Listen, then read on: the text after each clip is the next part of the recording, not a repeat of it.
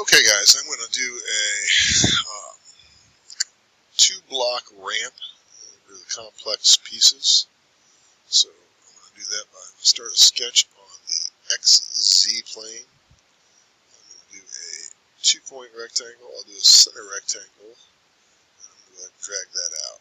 Alright, for the width I want it to be 2 times 1.252. So rather than do the math, I'm just going to hit 2 Shift 8, which is that star button, 1.252, tab 1.252, and you'll notice it's giving me the exact dimensions that I need. Rather than computing that, I just typed it in as 1.252 times 2, and I automatically changed to 2.504. I'm going to hit my finish sketch, and I'm going to go ahead and extrude that up.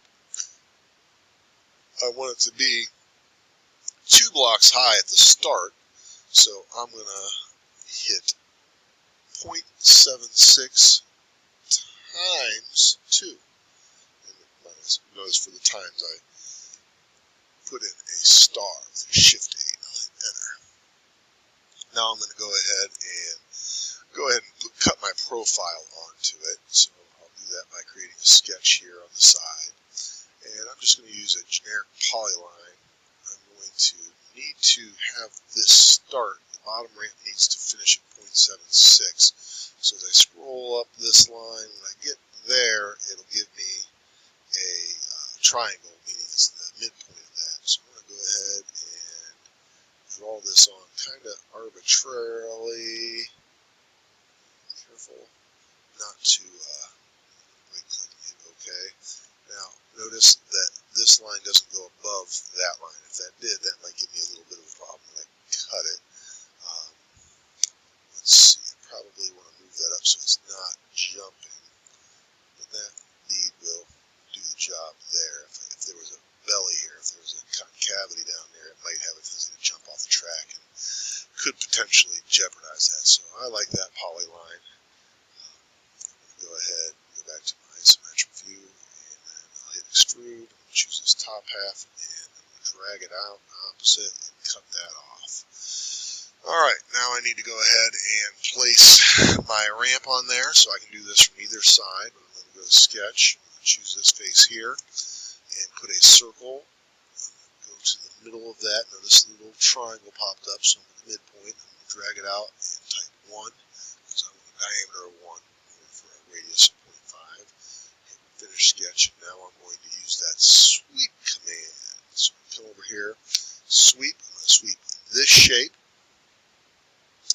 and for my path, I'm going to use that. And then I will notice it's a cut. If it didn't, I would change that. I'm going to hit OK, and that is almost done. I just got to get that bottom fixed up. I'm going to use the same process I used in the bottom. I'm going to insert a bottom that I already have made. I have a double block bottom here. And if I take a look at the bottom, it is all set up and ready to go. So I'm going to come over here to this one, and first I'm going to remove some material. So I'm going to draw a center rectangle, 2-point rectangle, drag it out to that edge, and that's 2.504. Hit tab, and I'm going to make it 0.25 high. Hit enter. I'll finish that sketch, and then using extrusion as a cut, I'm just going to drag it out there and hit OK. Now I'm going to come over to my double block bottom, right click, and hit insert into current design. Oh, it says to please save this design before inserting components, so I'll have to hit save. I'll save that as a, let's see, 2-block ramp. And save. Now I'll come over here and insert that in there. Go ahead and shift that over.